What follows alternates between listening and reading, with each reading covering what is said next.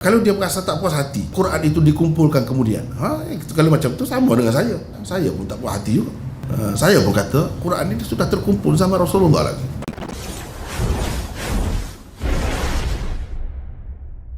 Apa beza pendapat MMAY dengan Syiah dalam isu pengumpulan Al-Quran? MMAY itu saya lah kan.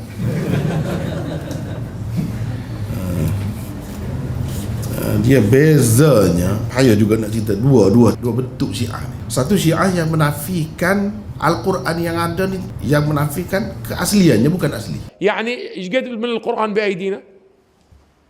وين القرآن مولانا؟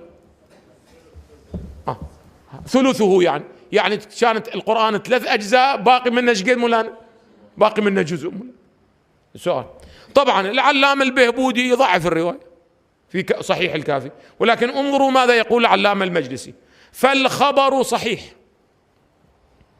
ولا يخفى أن هذا الخبر وكثير من الأخبار الصحيحة صريحة في نقص القرآن وتغييره، وعندي أن الأخبار في هذا الباب متواترة معنى. Satu Syiah yang menafikan Al-Quran yang ada ni, yang menafikan keasliannya bukan asli.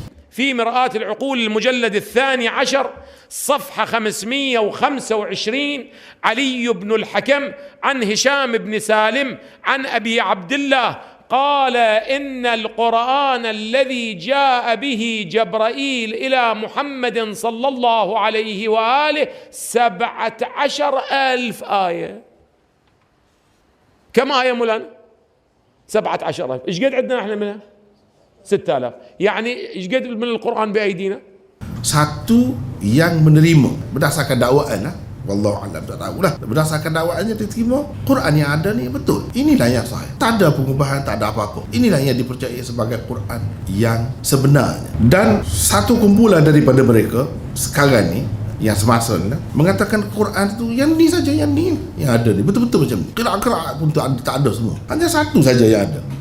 Dia ada pula yang macam tu. Jadi maknanya kita kena tengok lah, kalau sebut Syiah tu tak boleh umum gitu. Syiah yang mana satu daripada yang disebut tadi? Kalau Syiah yang pertama, iaitu Syiah yang tak terima Quran ini sebagai Quran yang benar, bahkan ini Quran yang sudah ditokok tambah, Quran yang sebenarnya ada pada Imam Mahdi, dan dia akan bawa Quran itu nanti di akhir zaman. Kalau Syiah itu, saya rasa Syiah itu lebih berpegang kepada ajarannya yang sebenar berdasarkan kitab-kitab mereka, disebut begitu. Itulah Syiah yang sebenar. Tapi kalau ada Syiah yang mengatakan tidak, Quran ini memang betul, bermakna dia bercanggah dengan ulama-ulama dia lah, dengan kitab-kitab dia tu. Dia ni kira-kiranya terpengaruh dengan satu fahaman baru lah dalam Syiah, satu fahaman baru yang dulu-dulu orang dahulu tidak begitu. Mereka lebih kepada yang pertama tadi. Yang baru ni kalau ada begitu, saya rasa susah sikit. Kalau betul lah dia terima begitu, maka dia kena menafikan semua kitab-kitab Syiah. Tak betul lah. Dia kena terima begitu, kena kata begitu, bahawa ulama-ulama dia yang kata Quran ini telah ditokok tambah, dia kena percaya mereka itu sudah sesat. Tak boleh dijadikan ikutan lagi lah, tak boleh lagi. Tetapi dari segi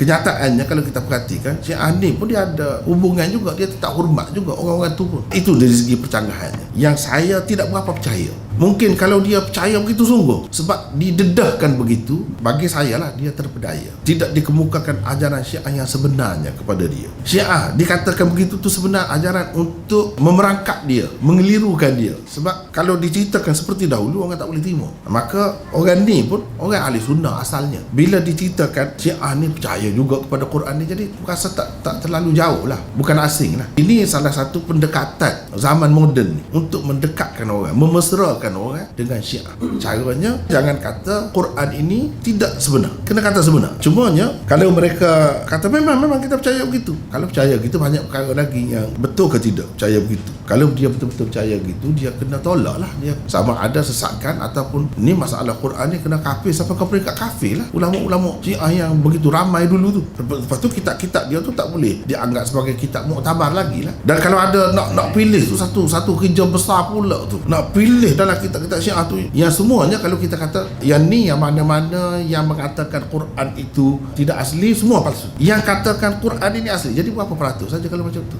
Mana kitab yang betul-betul muktabarnya, yang betul-betul boleh dipegang? Dia jadi masalah. Bagi saya, orang yang terima begini Syiah ni, dia terkeliru, dia telah terpedaya sebenarnya, telah ditipu oleh Syiah. Sebab ajaran Syiah yang sebenarnya tidak gitu.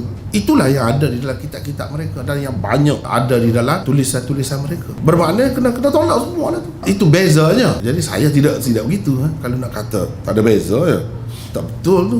Kita percaya memang kitab-kitab Sunni pun terima Quran ini, ulama-ulama Sunni pun terima begitu-gitulah. Dari segi Al-Quran dia dikumpul di zaman Nabi SAW, semua sahabat lah. Adapun Syiah dia tidak percaya begitu. Dia percaya Sayyidina Ali saja, ataupun paling tinggi Ahlul Bait saja. Jadi Ahlul Bait yang lain-lain tu, yang kemudiannya imam dia tu mana ada lagi masa tu. Yang ada pada masa tu Sayyidina Ali sajalah, ataupun keluarga dia yang terdekat. Itu saja yang mengumpulkan Quran. Sedangkan kita kata kumpul Quran ni sahabat semua sekali. Beza tu. Dari sudut tu lah bezanya. Dan yang kumpul Quran tu, Quran yang ada sekarang ni lah. Tidak ada sedikit pun tokok tambah. Kalau Syiah terima begitu, sebenarnya dia hampir dengan Ahli Sunnah sepatutnya. Apa istimewanya Syiah tu? Tinggallah Syiah tu pakai Ahli Sunnah lah tinggal. Cuma kalau dia berasa tak puas hati, Quran itu dikumpulkan kemudian, kalau macam tu sama dengan saya pun tak puas hati juga. Saya pun kata Quran ini sudah terkumpul zaman Rasulullah lagi. Zaman Rasulullah SAW. Kumpul tu dalam kitab lah, dalam buku. Bukan kumpul tu berselerak. Ialah kalau kita nak terima berselerak tu pun ada juga. Maknanya mereka tu bersungguh-sungguh ikut apa ada pun tulis. Tapi kertas tu sudah ada, terkumpul dalam buku tu jelas sangat. Seperti yang kita telah bincangkan. Nampaknya yang bertanya ni pun dia tahu dah kan. Saya pun telah bincang banyak kali dah tentang pengumpulan Al-Quran itu, bahawa ianya berlaku di zaman Rasulullah SAW lagi oleh sahabat. Sedangkan Syiah ke mana-mana pun dia tak boleh terima. Sahabat-sahabat tu telah mengumpulkan selain daripada Sayyidina Ali, sebab mereka memusuhi sahabat. Itu bezanya. Kalau nak kira rezeki beza lah. Ya.